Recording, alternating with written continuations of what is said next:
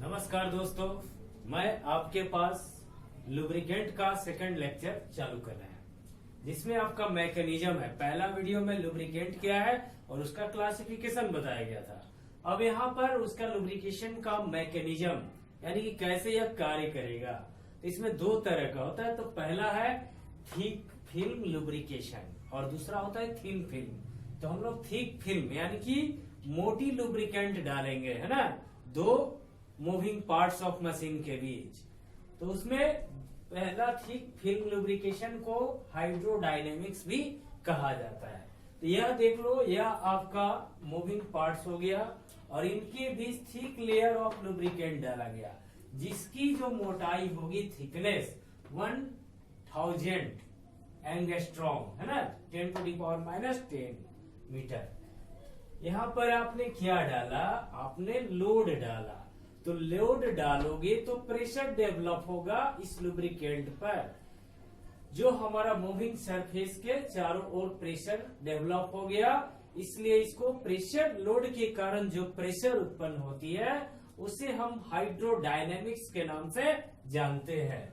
यह हमारा बैरिंग, आप पंखे की बैरिंग देख लो, या जो आप बाइक चलाते हो, कार, स्कूटर, बस, जो आपका चक्का होता है उसका व्हील, उसमें आपका बैरिंग होता है, बैरिंग में ग्रीस लगाए हुए रहा जाता है। तो यह हमारा थिक फिल्म लुब्रिकेशन का एग्जाम्पल है। तो यहाँ पर देखो इसका कैसे डिफाइन किया गया। देखो कहता है कि when load is applied the pressure develop in the lubricant is sufficient to keep moving surface apart, है ना। कहता है कि जब हम लोग लोड अप्लाई किए तो लोड देने के कारण लुब्रिकेंट में आपका प्रेशर डेवलप हुआ। यह लुब्रिकेंट है, इसमें हमारा प्रेशर उत्पन्न होगा इस लोड के कारण, जो मूविंग सरफेस के चारों ओर है ना, जिसे so it is known as hydrodynamics या थिक फिल्म लुब्रिकेशन भी कर सकते हैं, यह मोटी होने के कारण। यह जनरल बैरिंग में होता है, ध्यान रखना। इस प्रकार का यूज इसका देख लो, इसका यूज वॉचेज में, घड़ियों में, क्लॉक्स में, इलेक्ट्रिक मोटर में किया जाता है, लुब्रिकेट टरबाइन में भी यूज होता है। यह हमारा थिक लेयर ऑफ लुब्रिकेंट का, याद रखना, कितना इतनी मोटाई होना चाहिए, 1000 एंगस्ट्रॉम।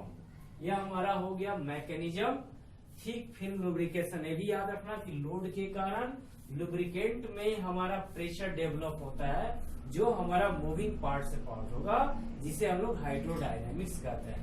यह वॉच में, क्लॉक में, इलेक्ट्रिक मोटर में और टरबाइन में यूज किया जाता है इस डायनेमिक्स, हाइड्रोडायनेमिक्स मैकेनिज्म का। इसको नोट्स कर लो।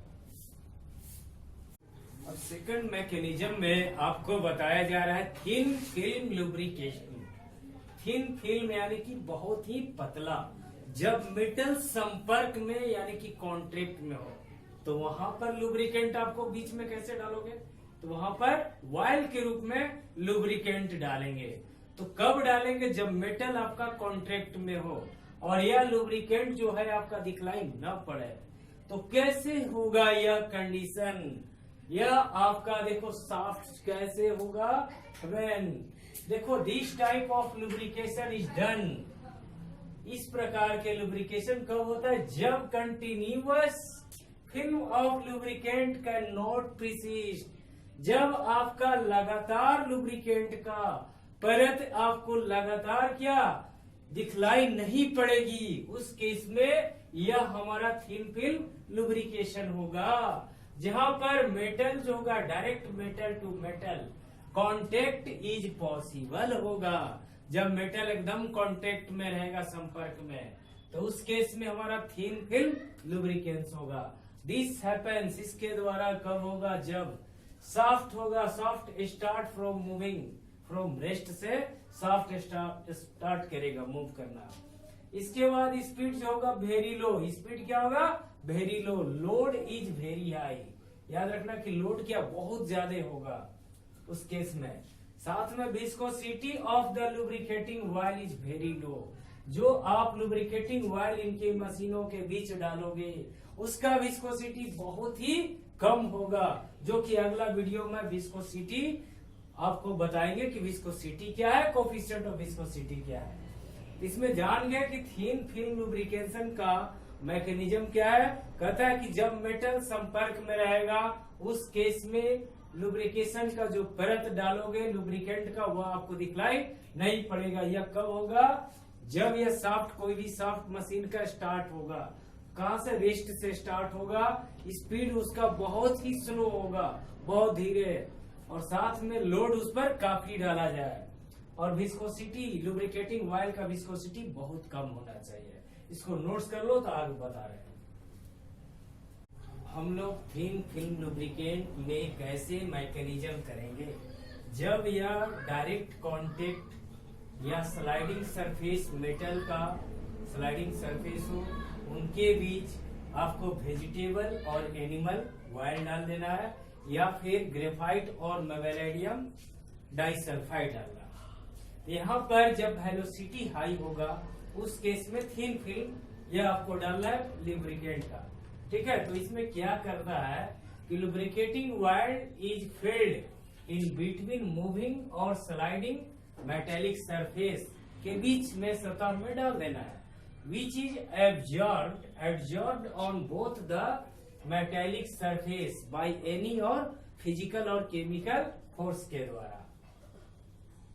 दिस एब्जॉर्ब लेयर जो हो गया अवॉइड करेगा direct metal to metal contact. कहता है कि जब हम लुब्रिकेटिंग ऑयल को मेटेलिक सरफेस जो मूविंग में हो या स्लाइडिंग सतह में हो, तो उस केस में जब आपने वेजिटेबल और एनिमल ऑयल डाल दिया, लुब्रिकेटिंग ऑयल डाल दिए, तो वह इनके दोनों सतहों पर एब्जॉर्ब हो जाएंगे, चिपक जाएंगे। इसके बाद यह जो होगा, क्यों चिपकेगा, क्योंकि यहाँ पर या तो कोई भी फिजिकल और केमिकल फोर्स लगेगा, वो उसको अट्रैक्ट कर लेगा, और यह इस जो होगा डायरेक्ट मेटल से मेटल के कांटेक्ट को अवॉइड कर देगा, यानी कि संपर्क में आने नहीं देगा।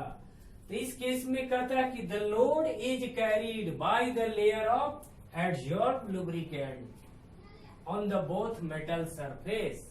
जो आपने लोड डाला है, यह जो लोड होगा, अब यह इनके बीच जो लगा हुआ है लुब्रिकेटिंग ऑयल, अब यह इसके द्वारा कैरी किया जाएगा, न कि यह हमारा मूविंग और स्लाइडिंग मेटेलिक सरफेस के द्वारा। इस तरह आप लोग देख लिए कि थिन फिल्म लुब्रिकेंट क्या है, उसका यूज हम लोगों ने मैकेनिज्म कैसे किया, फिर से थिक फिल्म लुब्रिकेंट्स क्या है उसमें यूज क्या किया। तो इसका ऑब्जेक्टिव दोस्तों आता है इस तरह, आप लोग यह मैकेनिज्म बढ़िया से पढ़ लेना, और यह आपको कंप्लीट हो गया। और अगला थर्ड वीडियो आपका इसके बाद हम डालेंगे, ठीक है। इसको दोस्तों देख लो।